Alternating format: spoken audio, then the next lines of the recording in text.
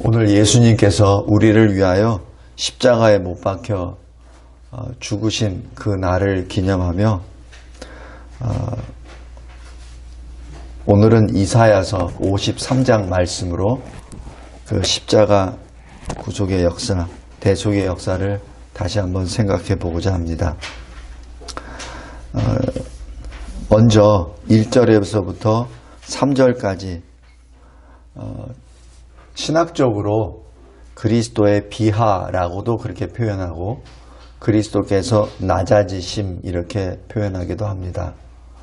하나님이 이 세상에 오신다는 그 자체가 비하입니다. 그런데 우리 주님께서는 이 세상에 오실 때 왕궁으로 오시는 것이 아니라 짐승 구유통으로 오셨습니다. 그리고 그의 삶 자체가 사실 이 세상에 있는 사람 가운데 가장 미천한 사람으로 그렇게 지내셨고 또 그 가운데 주님의 능력을 나타내 주셨습니다. 그런데 이 세상 사람들은 그의 외모를 보죠. 그의 외모를 보고 여기 2절 보시면 마른 땅에서 나온 뿌리 같아서 라고 기록합니다. 마른 땅이라고 하는 것은 굉장히 건조한 땅이죠. 이 건조한 사막과 같은 땅에서 나온 뿌리는 사실 별로 크지가 않습니다. 생존을 위해서 깊은 뿌리를 내릴 뿐이지 그 자체가 그렇게 좋은 모습은 아닙니다. 예수님의 그 모든 33년의 그 행적을 쭉 보았을 때 그 풍채도 그렇게 좋지 않는다고 생각이 듭니다.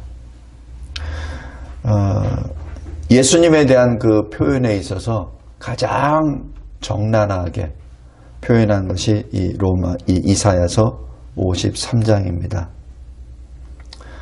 그런데 그 가운데 우리 주님께서 천국의 복음을 선포하시죠. 그리고 예수님 스스로가 바로 하나님이심을 나타내십니다. 그래서 우리가 보면은 사복음서가 있습니다. 마태, 마가, 누가, 그리고 요한복음이 있습니다. 복음서 가운데 요한복음이 가장 나중에 기록되죠. 사도 요한이 혼자 생존하는 사도로 남았을 때 아마 그 세 개의 공간 복음서를 아마 다 읽어보았을 겁니다. 그러면서 다시 한번 사도 요한이 성령의 감동함을 받고 예수님은 하나님이십니다 라고 쓴 책이 요한복음서입니다. 그 요한복음서 1장 잠깐 보겠습니다.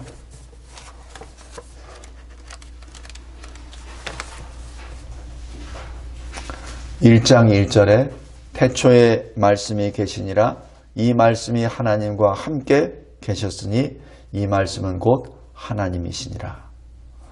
그래서 사도 요한을 통해서 성령께서 우리에게 주시는 말씀은 예수님은 하나님이시다 라는 선언입니다. 그 하나님이 오셨습니다. 10절에 그 하나님이 지으신 세상에 친히 오셨습니다. 그런데 세상이 그를 알지 못했다라고 기록합니다. 그리고 11절에 하나님이 자기가 만든 자기 땅에 오셨습니다. 그리고 자기 백성에게 가셨죠. 그런데 자기 백성이 하나님을 영접하지 않았다라고 기록합니다. 사실 이것이 사도 요한이 성령의 감동함을 받고 예수님에 대하여 선포한 첫 장이요 그리고 마지막 장이기도 합니다. 성도 여러분, 하나님이 무엇이 아쉬워서 이 세상에 오십니까? 우리를 구원하시기 위하여 오신 것이죠.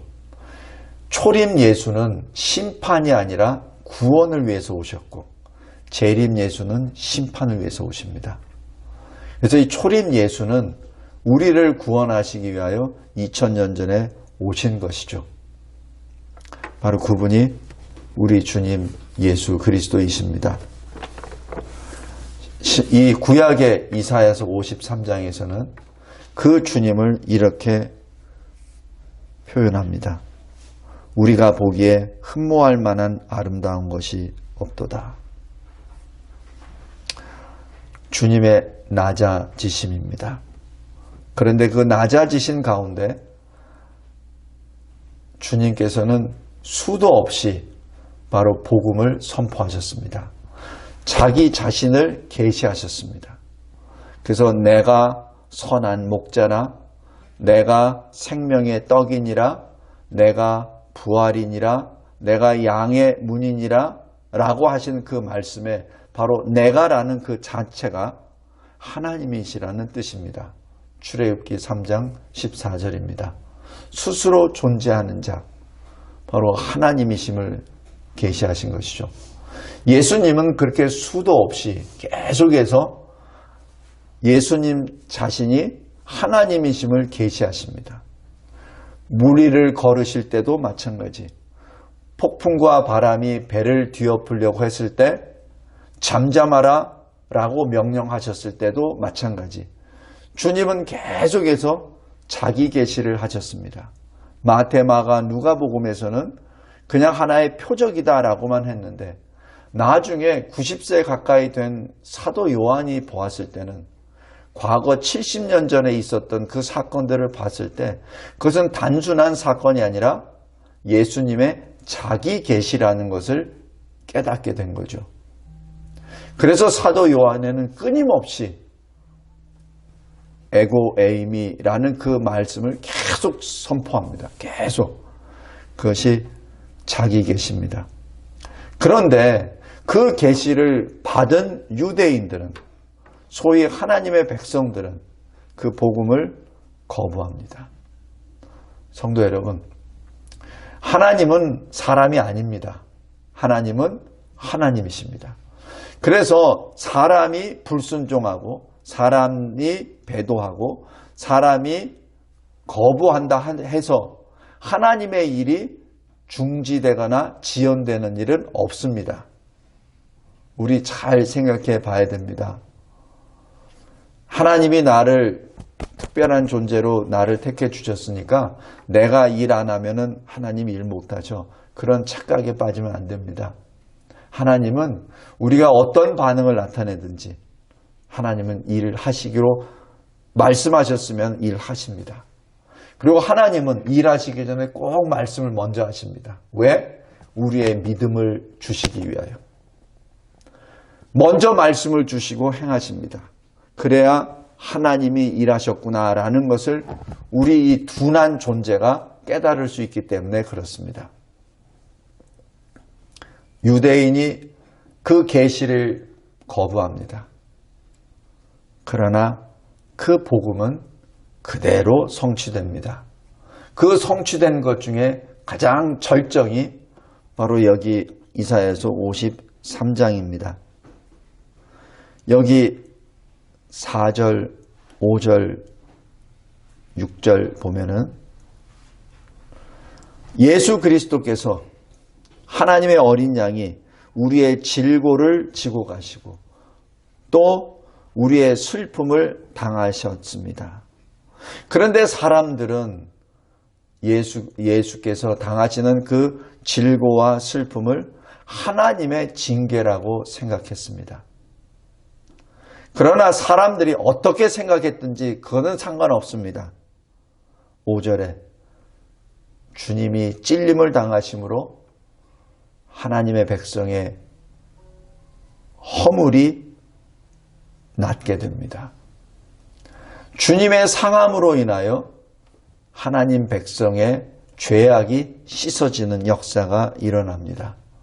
그래서 이 십자가 이 고통, 고난으로 말미암아 주님의 백성들이 평강과 그리고 나음을 받게 됩니다. 주의 제자들이 양같이 도망가고 흩어진다 하더라도 주님의 그 십자가 대속의 역사는 그대로 진행됩니다. 이것이 하나님의 역사입니다. 성도 여러분, 다시 한번 오늘 십자가 이 죽으심을 묵상하면서 하나님은 말씀하신 대로 그대로 이루십니다. 그리고 그 말씀을 성자 하나님 예수 그리스도께서 하나도 땅에 떨어뜨리지 아니하시고 다 이루십니다. 주님이 겟세마네 동산에서 기도하실 때 땀이 피처럼 떨어졌을 때 그때 주님이 기도했었던 것이 아버지여 할 수만 있다면 이 잔을 내게 피하게 하소서, 건너가게 하소서라고 할 때 주님이 마지막 결론은 아버지시여 내 원이 아니라 아버지의 원대로 하소서라고 고백하며 주님이 주시는 그 잔을 한 방울도 떨어뜨리지 아니하시고 다 몸에 채웁니다. 그러한 역사를 사람들은 모르죠. 왜 예수님이 그 잔을 받으셔야 되는지, 왜 예수님이 저 저주의 십자가에 달려 죽어야만 하는지 그것을 이해를 못합니다. 주님이 죄가 있어서 결코 아닙니다. 주님이 약해서 결코 아닙니다. 요한복음 10장에 분명히 말씀하십니다. 내가 약해서가 아니라 내 생명을 내려놓을 권세도 있고 다시 얻을 권세도 있기 때문에 내가 내려놓는다라고 말씀하십니다. 주님은 바로 그 말씀으로 주신 그 복음을 십자가에 죽으시면서 그 복음을 설교하십니다. 주님은 생명으로 설교하십니다. 그래서 주님이 우리들에게 말씀하시죠. 나를 따르라. 그 얘기는 뭐죠? 그래, 너 참 설교 잘한다. 너 참 설교 잘한다. 김진성 목사, 너 설교 참 잘한다. 그런데 너 설교한 대로 살아. 그게 주님의 요구입니다. 우리 성도들도 마찬가지입니다. 그래, 잘 살았어. 30년, 40년, 50년, 60년, 70년, 80년 잘 살았어. 그리고 교회에 잘 충성했어. 또 말씀대로 잘 살았어. 이제 마지막 할 것. 나를 따르라. 그것이 주님의 명령입니다. 저 십자가에 예수님께서 달려 죽으시면서 내가 다 이루었다 하신 그 말씀이 바로 그 말씀입니다. 우리는 그 말씀을 보고 내가 예수 믿음으로 나의 죄가 다 씻어졌구나. 할렐루야. 이렇게 보통 받습니다. 그런데 주님이 분명히 말씀하십니다. 네가 나의 가지냐? 그러면 나를 따르라. 네가 진정 나와 연합되어 있느냐? 그러면 나를 따르라.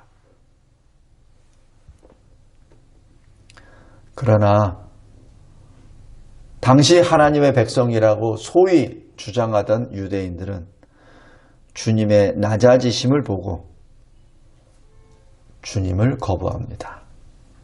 그리고 주님이 설교하시고 생명으로 죽음으로 설교하신 복음을 거부합니다. 왜냐하면 인생은 눈에 보이는 것으로 판단하기 때문에 그렇습니다. 성도 여러분, 이것이 그리스도의 낮아지심입니다. 낮아지심으로 육신의 눈으로 주님을 보지 말기 바랍니다. 사람들이 너무나 눈에 보이는 것으로 판단하고 평가를 합니다. 그것이 커다란 올무요 함정입니다.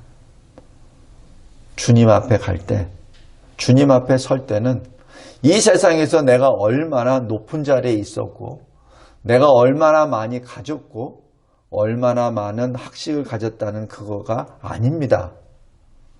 우리 사무엘상부터 역대하 1위까지 잘 보세요. 하나님이 보시는 것은 어느 왕, 어떤 사람의 업적이 치적이 아니라 그 사람이 하나님을 얼마나 섬겼는지, 얼마나 신실하게 섬겼는지가 중심이 됩니다. 두 번째, 4절부터 9절까지 그리스도의 고난을 봅니다.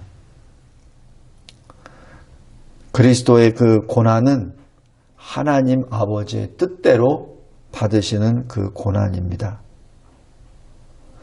하나님 아버지의 뜻대로 다 받으십니다. 그런데 여기서 많은 사람의 대속물로 주신다라고 기록합니다. 많은 사람이라고 하는 것은 모든 사람이 아니란 얘기입니다. 많은 사람이라고 얘기하는 것은 하나님이 택한 백성들이 있다는 것이죠. 다시 말씀드립니다. 이렇게 말씀을 전하면은 하나님은 불공평하고 또 억울한 사람들이 많이 있을 것 아닙니까? 라고 주장하는 무리들이 있습니다. 그것은 착오입니다. 택하심은 하나님의 영역입니다. 우리는 그 택하심의 영역에 그냥 수동적으로 택함을 받고 안 받고의 존재지 거기에 대해서 누구를 택하고 누구를 택하지 않고를 결정하거나 보는 자리에 있지 않습니다. 그것은 하나님의 영역입니다. 그래서 우리 사람의 영역에서 할 것은 하나님 감사합니다. 나에게 믿음 주심에 감사하고 그래서 그 믿음을 통해서 내가 하나님의 택함을 받았다는 믿음과 소망을 주심에 감사합니다. 그래서 다른 사람의 믿음을 측량하거나 다른 사람의 구원에 대해서 판단하는 것이 아니라 내가 받은 그 믿음과 소망을 감사함으로 여기며 그 자체를 전하는 것이 우리의 본분입니다. 우리가 자칫 이 선택에 대해서 말을 할 때 하나님의 그 엄유하신 그 위치를 우리 인간이 자꾸자꾸 저울질하려고만 합니다. 절대로 그래서는 안 됩니다. 택하심은 하나님의 영역입니다. 우리는 알 수 없습니다. 우리가 할 일은 하나님이 나를 택하셨다는 믿음을 주심에 감사하며 나는 믿음으로 하나님의 택자임을 감사 찬양합니다. 그리고 이 기쁨을 아직 그리스도를 모르는 자를 향하여 전하기를 원합니다. 나를 주님의 그릇으로 사용하여 주소서라는 신앙 고백으로 복음을 전하게 됩니다. 그 이상 아닙니다. 다시 말씀드립니다. 예수 십자가 대속의 역사는 아버지의 뜻대로 많은 사람을 구원하기 위함입니다. 이럴 때 우리가 할 일은 무엇이죠? 우리의 죄가 얼마나 무거운지 다시 한번 깨닫는 겁니다. 얼마나 우리 죄가 심각하고 무섭고 무거우면 하나님께서 직접 오셔서 그 문제를 해결해야만 됩니까? 그죠? 우리의 죄의 문제가 그렇게 심각한 겁니다. 우리가 스스로 감당할 수 없다는 것을 당연하고 그리고 우리의 죄의 무게가 그만큼 무겁다는 겁니다. 이 세상 그 어느 것을 가지고도 우리의 죄의 무게를 덜을 것이 아무것도 없다는 것을 의미합니다. 그래서 우리는 주님만을 바라볼 수밖에 없습니다. 그래서 주님이 죽으심으로 말미암아 우리가 얻는 것은 그 죄의 무게로부터 나음을 받고 평강을 받는다는 사실입니다. 그리고 주님의 그 고난의 또 하나는 바로 이 7절, 8절입니다. 주님은 입을 열지 않으십니다. 아무 말씀 안 하십니다. 왜 그렇죠? 주님이 말할 내용이 없어요. 왜냐하면 주님은 죄가 없기 때문에. 그래서 주님 자신을 변호할 것이 아무것도 없습니다. 그러나 하나님의 어린 양으로 대속 제물로 우리를 위하여 아무 말씀 안 하시고 그리고 그 길을 걸어가십니다.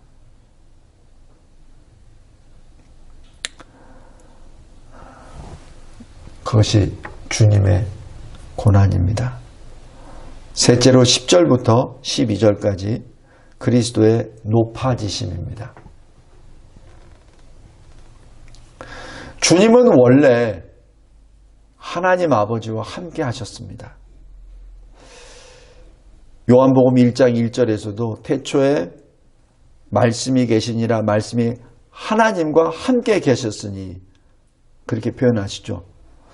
우리 잠언 8장 한번 보시기 바랍니다.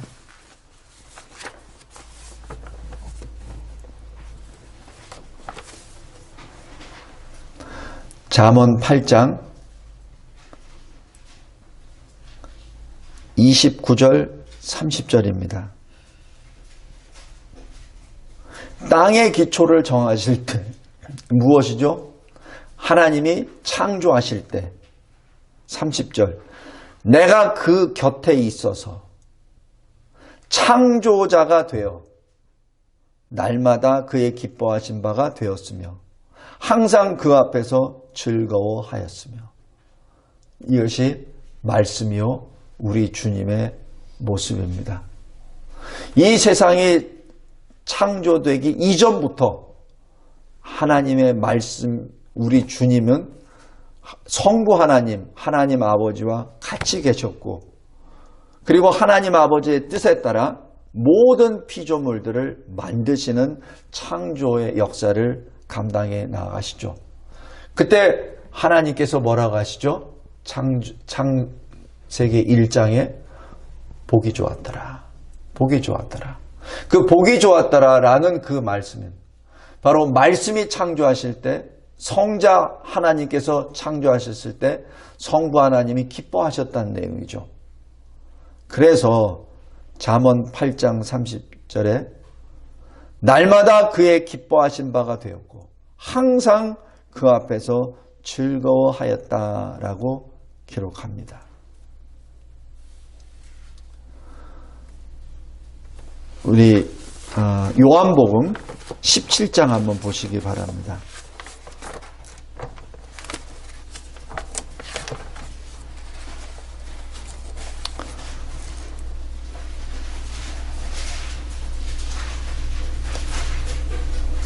(17장) 4절 5절입니다. 특별히 5절 아버지여 창세 전에 내가 아버지와 함께 가졌던 영화로서 이렇게 나옵니다.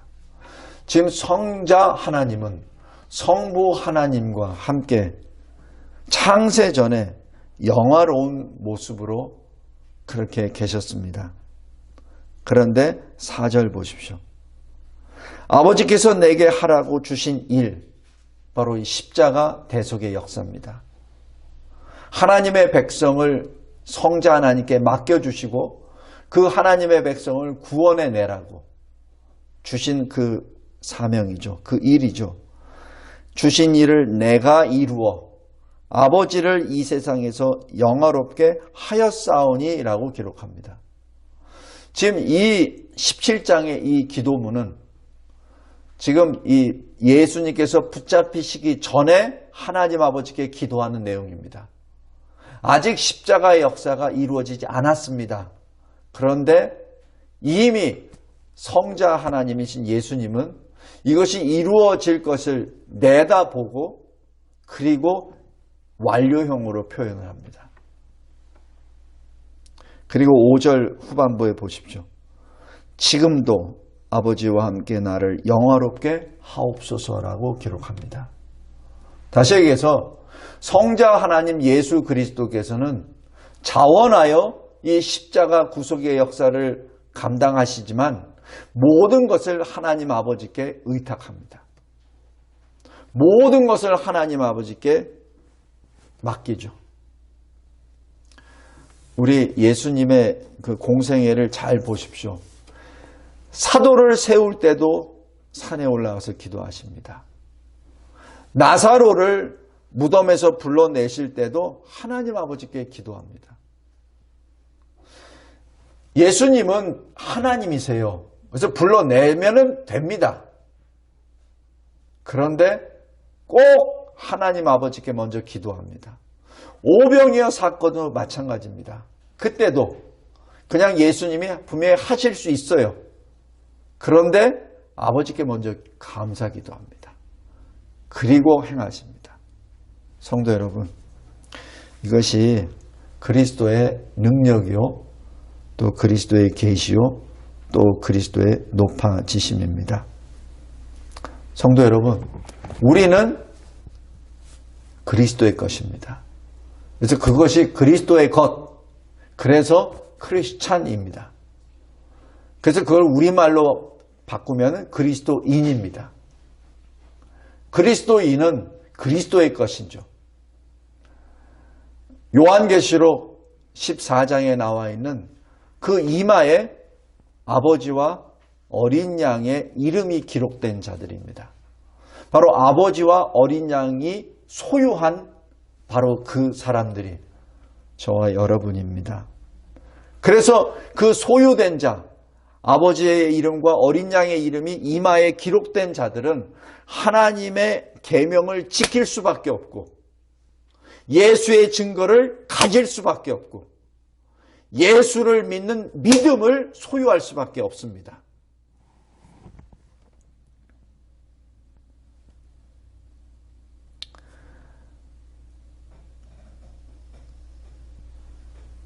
그래서 우리는 그리스도 안에서 늘 하나님께 경배드리고 기쁨으로 찬송, 영광을 돌립니다. 그리고 주님께서는 제자 사도들을 세우셔서 주의 몸된 교회를 세우라고 명령해 주셨죠. 그것이 바로 우리가 받은 사명이기도 합니다. 우리가 다시 주님 앞에 설 때 주님이 원하시는 것은 내 몸된 교회를 너는 어떻게 섬겼느냐입니다. 그래, 너희들의 믿음은 내가 알고 있어. 믿음의 열매가 무엇인지 나에게 보여봐. 그거죠. 입술로 고백하는 것 알았어. 그런데 네 입술의 열매가 무엇인지 나에게 보여봐. 그것이 주님의 요구사항입니다. 성도 여러분, 말씀을 맺겠습니다. 예수 그리스도의 십자가 죽으심으로 우리가 의를 얻었습니다. 그래서 우리는 요한계시록 22장에 두루마기를 날마다 빠는 자가 복이 있다고 하는데, 그 두루마기가 무슨 두루마기죠? 주님이 우리에게 주시는 그 의의 두루마기입니다. 우리의 죄의 옷을 주님이 가져가셨어요. 그 주님의 의의 옷을 우리에게 주셨습니다. 그래서 우리의 죄의 옷을 입고 하나님의 어린 양이 십자가에 달려 죽으신 겁니다. 그래서 우리를 대신하여, 그래서 요한계시록 22장 자기 두루마기를 날마다 빠는 자가 복이 있다는 얘기는 예수를 믿음으로 말미암아, 예수 십자가 공로로 말미암아 받은 의의 옷을 날마다 빠는 자입니다. 그냥 입고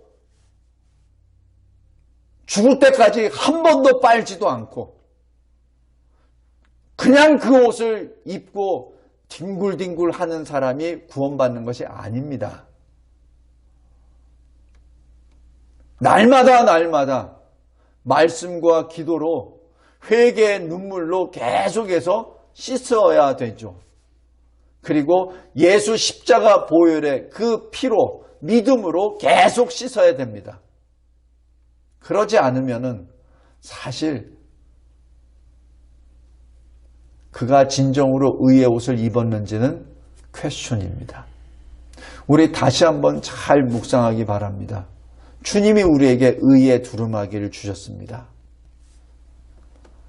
그래서 우리는 의인이라 칭함을 받았습니다. 그렇다면 그 의의 열매가 뭐냐는 얘기죠.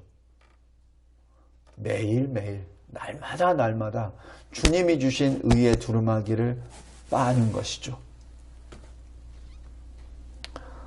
그것이 하나님의 은혜입니다. 그것이 내가 예수님을 알고 예수님을 믿는다는 열매입니다. 주님이 항상 말씀하시죠. 너의 입술의 열매가 무엇이냐? 호세아서 10장이죠. 바로 그 말씀은 씻으란 얘기입니다. 우리가 늘 범하고 있는 그 죄악을 씻어내라는 얘기입니다. 주님께서는 그 씻는 것까지 우리에게 방법을 가르쳐 주셨습니다. 회개입니다. 하나님께 돌아가는 것이죠. 무엇으로 돌아간다고요? 말씀으로 돌아갑니다. 하나님 아버지는 그리스도의 이 십자가 고난을 통하여 영광을 받으십니다. 요한복음 17장에서도 주님이 말씀하시잖아요. 내가 아버지의 말씀을 행함으로 영화롭게 하였습니다. 그건 뭐죠? 십자가 대속의 역사로 아버지를 영화롭게 했다는 얘기죠. 그리고 이 십자가 대속을 통해서 죄와 사탄이 무너집니다. 죽음과 지옥이 무너집니다. 세상과 육신이 무너집니다. 성도 여러분, 이 모든 것을 우리가 어떻게 알죠? 우리 안에 내주하시는 성령이 말씀으로 증거하십니다. 성부, 성자, 성령, 성삼위 하나님이 절대 조화로 우리에게 역사하십니다.